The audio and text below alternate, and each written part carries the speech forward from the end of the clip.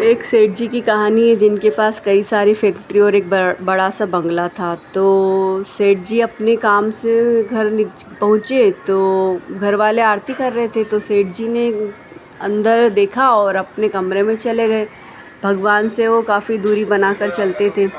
फिर सेठ जी को अचानक से सीने में दर्द हुआ। उन्होंने नौकर से कहा कि डॉक्टर को फ़ोन करो। डॉक्टर सभी आए तो जाँचें हुई कई तरह की, पर सेठ जी को कोई बीमारी नहीं निकली।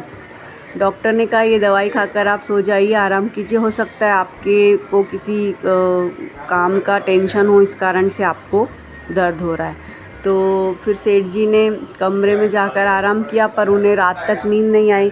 तो देखा रात के 3 बज रहे थे। तो सेठ जी सोचे हो सकता है कमरे में घुटन हो रही, तो वो बाहर टहलने के लिए निकल पड़े।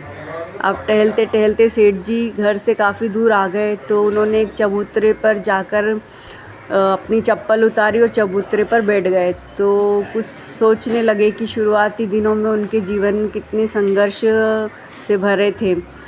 अचानक सेठ जी की चप्पल लेकर कुत्ता दौड़ गया। तो सेठ जी उसके पीछे दौड़े तो देखा एक झोपड़ी के पास कुत्ता अंदर चला गया और वहाँ पर एक औरत के रोने की आवाज़ आ रही थी ज़ोर ज़ोर से।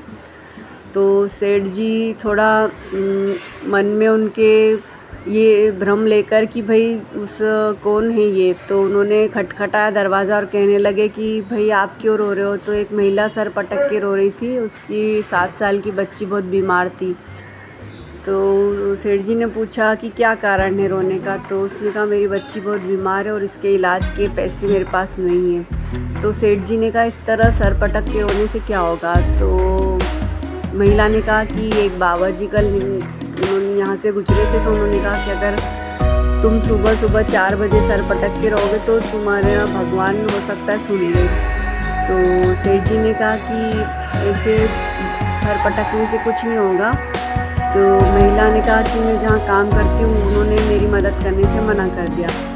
तो सेठ जी ने तुरंत एक एम्बुलेंस को फ़ोन लगाया और डॉक्टरों को कॉल किया और कहा कि इस बच्ची के इलाज में जो भी खर्चा है तो वो मेरी तरफ से मैं दूंगा। अब अचानक से सेठ जी ने देखा कि उनकी मन की सारी बेचैनी खत्म हो गई और वो थोड़ा अच्छा महसूस करने लगे हैं। तो इस कहानी से हमें ये सीख मिलती है कि जीवन में कभी भी दूसरों की मदद हमें ज़रूर करना चाहिए, क्योंकि मानवता भी इस संसार में बनी रहनी चाहिए। और मनुष्य को जब हम दूसरों की मदद करते हैं तो उससे भी हमारा मन हल्का हो जाता है।